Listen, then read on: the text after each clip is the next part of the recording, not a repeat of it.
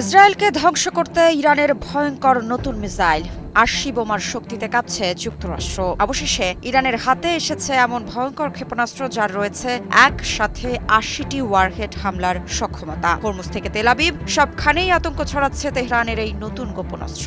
ভয়ঙ্কর ওয়ারহেড আর গোপন মোতায়েন বিশ্বজুড়ে। এখন প্রশ্ন, এবার কার হাতে যাবে জয়? তাহলে কি এবার মধ্যপ্রাচ্যে বদলে যাবে পুরো সামরিক শক্তির সমীকরণ? এবার কি সত্যিই ইরানকে ঠেকাতে পারবে না যুক্তরাষ্ট্র ইসরায়েল? এ বিষয়ে আন্তর্জাতিক অঙ্গনে উত্তেজনা চরমে। প্রশ্ন উঠছে, যুক্তরাষ্ট্র ইসরায়েলের আকাশ প্রতিরক্ষা কি সত্যিই অচল হয়ে পড়ছে? ইরান কি এমন কোন ক্ষেপণাস্ত্র বানিয়েছে যা একাই পুরো প্রতিরক্ষা ব্যবস্থাকে ভেঙে দিতে পারে? আর সবচেয়ে বড় প্রশ্ন, নতুন এই অস্ত্র কি আসলেই যুদ্ধের ভারসাম্য পাল্টে দেবে? সম্প্রতি কিছু আন্তর্জাতিক সংবাদ মাধ্যমের প্রতিবেদনে দাবি করা হচ্ছে, ইরানের এক শ্রেণীর ক্ষেপণাস্ত্র এমনভাবে ডিজাইন করা যে এগুলোতে মাল্টিপল ওয়ারহেড বা বিভক্ত আঘাত ক্ষমতা থাকতে পারে, যা একাধিক লক্ষ্যবস্তুতে আঘাত হানতে সক্ষম।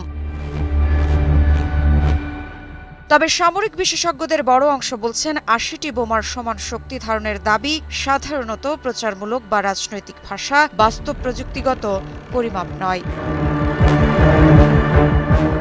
বিশ্লেষকদের মতে, ইরানের কাছে রয়েছে মাঝারি ও দূরপাল্লার ব্যালিস্টিক ক্ষেপণাস্ত্র, ড্রোন ও স্বল্প মূল্যের আক্রমণ সক্ষমতা, আন্ডারগ্রাউন্ড মিসাইল বেজ। এগুলো সত্যিই মধ্যপ্রাচ্যে একটি গুরুত্বপূর্ণ সামরিক ভারসাম্য তৈরি করেছে, কিন্তু অপ্রতিরোধ্য বলা যায় না।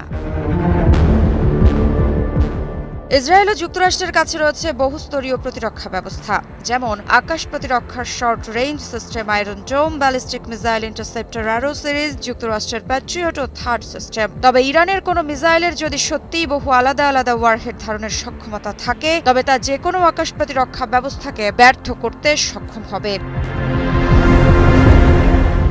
মধ্যপ্রাচ্যের ভূরাজনীতি সবসময় উত্তেজনাপূর্ণ। ইরান, যুক্তরাষ্ট্র, ইসরায়েলের মধ্যে পারমাণবিক কর্মসূচি নিয়ে সন্দেহ, আঞ্চলিক প্রভাব বিস্তার, সামরিক প্রতিরোধ নীতি, এই তিনটি বিষয়ই উত্তেজনা বাড়িয়ে রাখে। তবে বিশেষজ্ঞদের মতে, সরাসরি বড় যুদ্ধের সম্ভাবনা কম, কিন্তু ছায়াযুদ্ধ ও উত্তেজনা দীর্ঘস্থায়ী।